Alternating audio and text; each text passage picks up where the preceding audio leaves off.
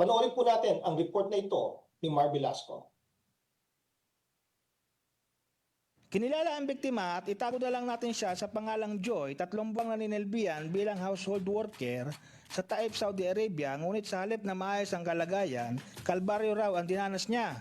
Ayon sa kanyang sumbong, hindi pa siya pinapauwi ng kanyang employer at kinumpiska din ng kanyang cellphone kaya't nawalan siya ng komunikasyon sa kanyang kaanak sa Pilipinas.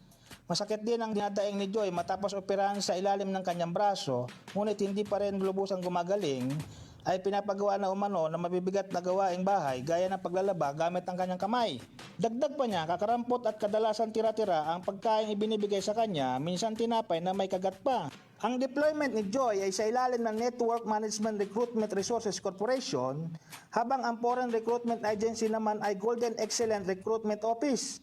Parehong binanggit sa reklamo na di umano'y nagsasabi ng nakakakilabot na pahayag.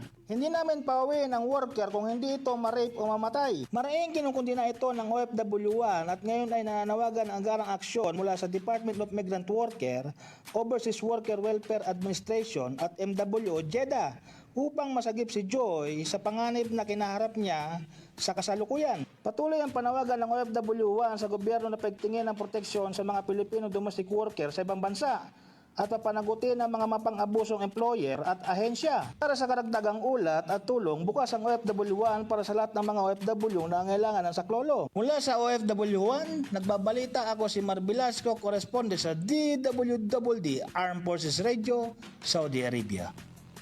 Ayan, maraming salamat sa iyo, Sergeant Mar Velasco.